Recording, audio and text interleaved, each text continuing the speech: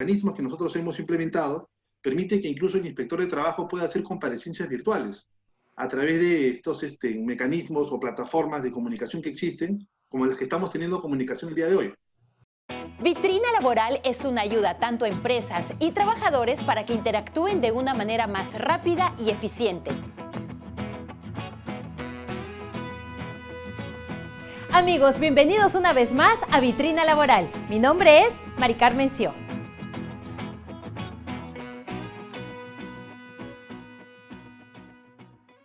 Y a continuación vamos a entrevistar a Edilberto Terry, quien es abogado, consultor laboral y ex superintendente de la SUNAFIL. Edilberto, bienvenido a Vitrina Laboral. Muchas gracias, un gusto de participar en el programa, Mari Carmen. Un gusto de conocerte. Edilberto, tú has sido superintendente de la SUNAFIL en época de pandemia. ¿Nos podrías contar un poco más acerca de tu experiencia? Claro que sí, Mari Carmen. Comentarte que yo fui designado en SUNAFIL un 11 de marzo y a la semana comenzó la pandemia.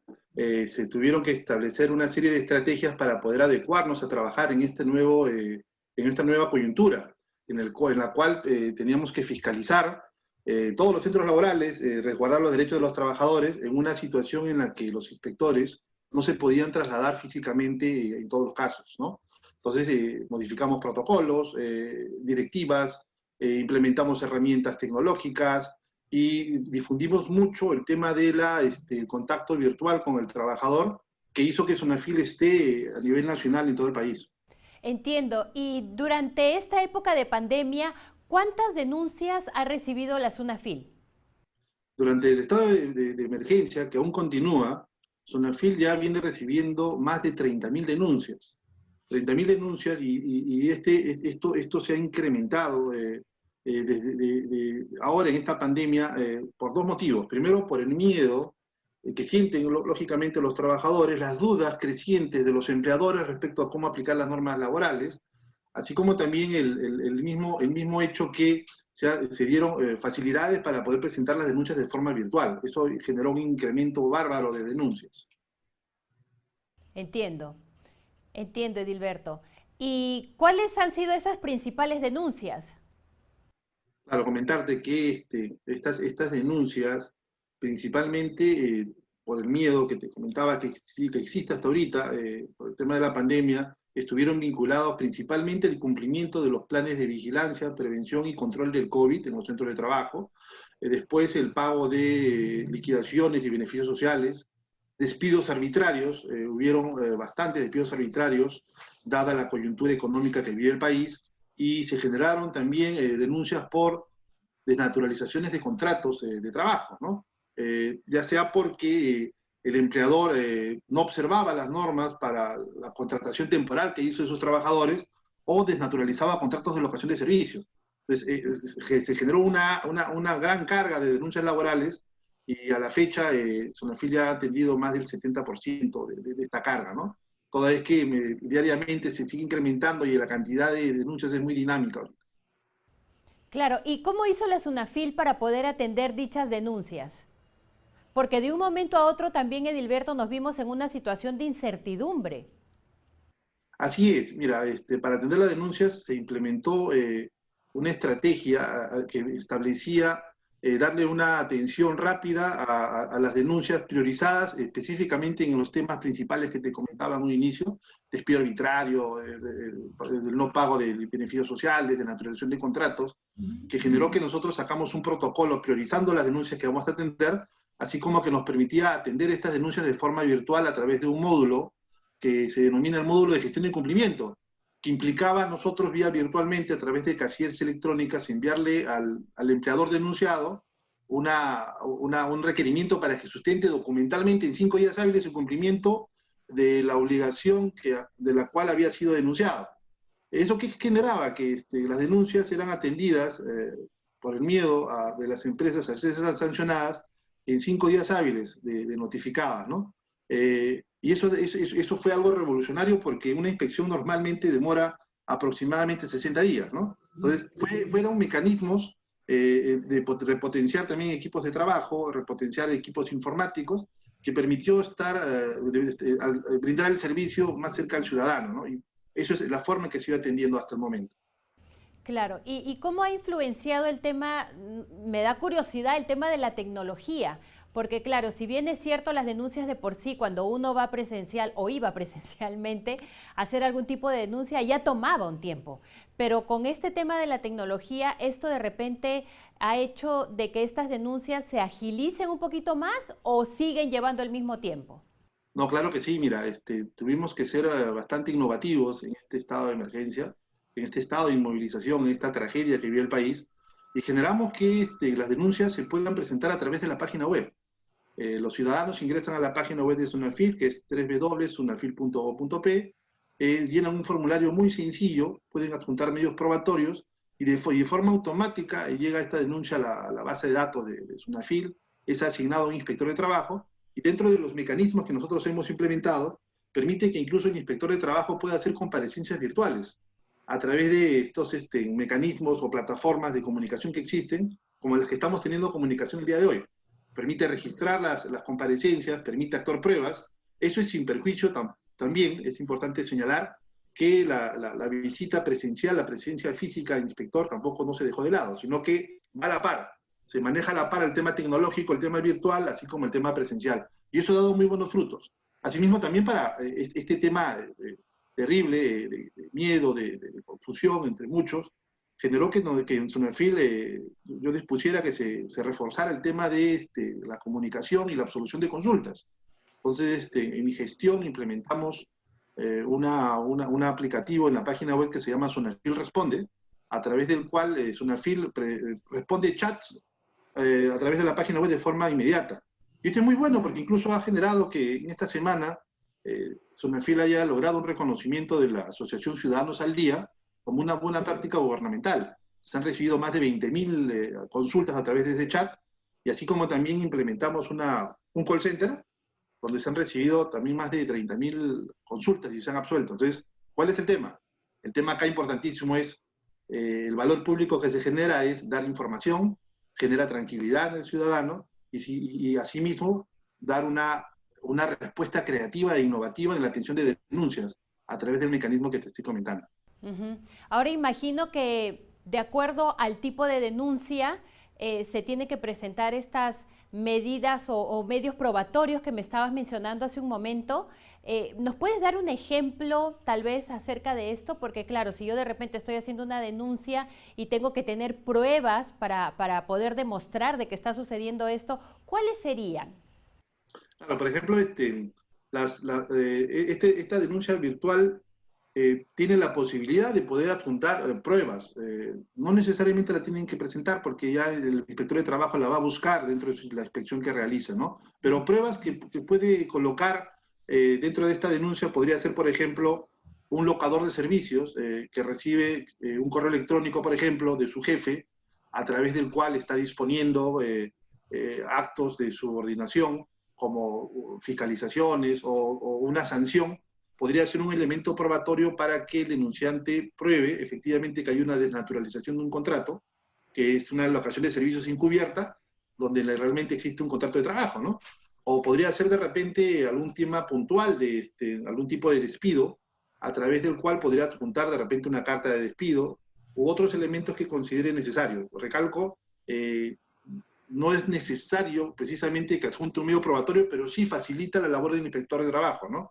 Y también recalcar que estas denuncias, porque esto también ha generado un cambio positivo en el incremento de denuncias presentadas, es que las denuncias pueden hacerse de forma reservada.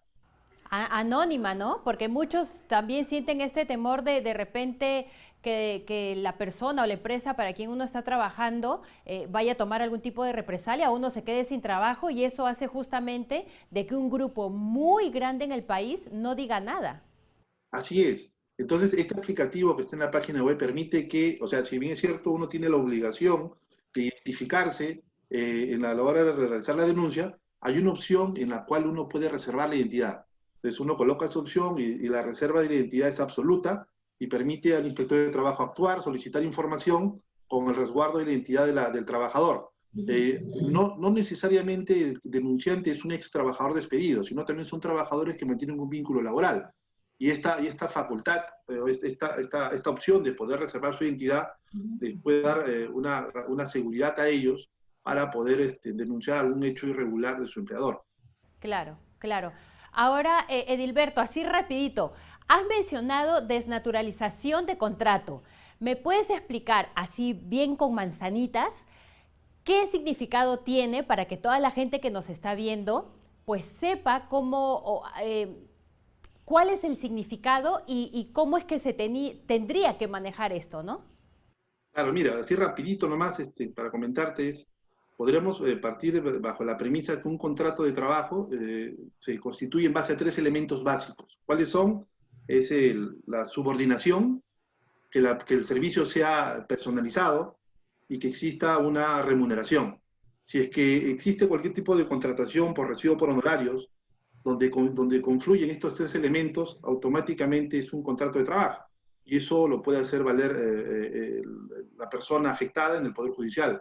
También existe desnaturalización de contrato cuando una persona contrata para actividades permanentes, actividades de naturaleza permanente, a trabajadores bajo contratos de trabajo que están especificados para temas temporales, como por ejemplo un contrato de obra o servicio específico, un contrato de inicio de actividad, de nuevo negocio, y bueno, varios contratos modales que está en el decreto legislativo 728. Entonces, sí, pues es un tema bastante complejo como para poder explicarlo de forma reducida, pero sí, pues lo que es básico, que el trabajador, la persona debe saber que su contrato de trabajo es de trabajo si es que existe una remuneración, si existe actuaciones que pueden configurar una subordinación del empleador con el trabajador, y finalmente que exista un servicio personalizado. Es decir, en un contrato de locación de servicios, si es que me contratan a mí como locador, y yo podría valerme de otras personas para poder brindar el servicio para el cual me han contratado.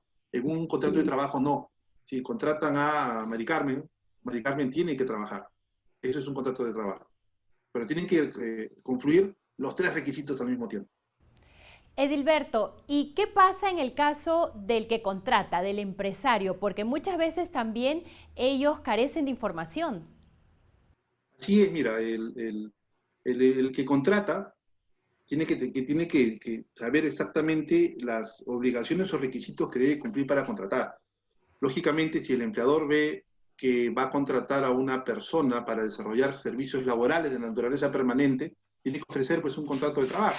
Si ve que es un contrato que no implica ninguno de los tres elementos que configuran un contrato de trabajo, y más bien es un servicio totalmente no personalizado, el servicio de terceros, podría contratarlo por locación de servicios. Así como también dentro de la existencia de muchos contratos modales que existen, el empresario debe también determinar si va a contratar con un contrato de trabajo, valga la redundancia, a un trabajador, ver si esto va a ser para una naturaleza permanente o para naturaleza temporal. Si es naturaleza temporal, hay una serie de contratos que uno tiene que cumplir con el objeto y la duración del contrato. Por ejemplo, te pongo algunos, ¿no? Dentro de estos contratos temporales, uno puede contratar a un trabajador para el inicio de una actividad. Imagínense, se constituye una empresa, ahora que estamos en estado de emergencia, entiendo que hay muchas empresas que han desaparecido y otras que van a surgir. Entonces yo observo que tengo trabajadores que me pueden ayudar en este inicio de temporada. Entonces yo puedo contratarlos por un lapso no mayor de 3 años, pero con el objeto vinculado al inicio de la actividad. Puedo también, en el caso de que de repente yo me dedico a fabricar telas, por ejemplo, ¿no? Mi negocio es vender telas, y posteriormente yo veo como necesidad confeccionar polos y venderlos. Entonces estoy haciendo un nuevo giro, una nueva manera de hacer mi negocio. Entonces también puedo contratar de forma temporal bajo la modalidad de contrato de necesidad de mercado, y estos contratos pueden tener 5 años, ¿no? Puedo ver que sea un contrato ocasional, un contrato de emergencia. Imagínense que de repente mi fábrica, Dios no quiera, se incendia, entonces yo tengo que contratar personas para arreglar esta emergencia, para poder resurgir ante este incendio que he tenido. Entonces puedo ofrecer un contrato de emergencia, puedo también ofrecer un contrato de temporada. Las modalidades son varias, ¿no? Esto de repente podría ser de repente otra reunión para yo explicarles el detalle, porque sí, son bastantes modalidades. Igual yo los invito a los empleadores, ingresen, infórmense bastante en la página web del Ministerio de Trabajo, en la página web del Ministerio de la Producción también existe bastante información, la página web de FINAFIL, ¿no? Y en los distintos canales de información que existen, para poder saber exactamente cuáles son las reglas que como empleador yo debo seguir, no solamente para cumplir con las normas en sí, sino para ser más eficiente económicamente hablando, ¿no? Seguro, y que todo esté claro y todos trabajen contentos, porque de verdad, como bien dices tú, pues hay diferentes modalidades que uno tendría que como empresario hacer un contrato y el que lo recibe también. Y yo creo que esto se aplica para toda empresa, grande, pequeña, mediana, hasta las mismas bodegas, boticas, tal vez. Así es, aplica para todos, ¿no?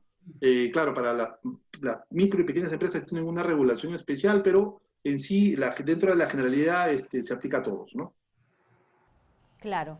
Bueno, Edilberto, entonces me gustaría que por favor nos des alguna, no sé si manejas el tema de las redes sociales donde la gente se pueda contactar directamente contigo.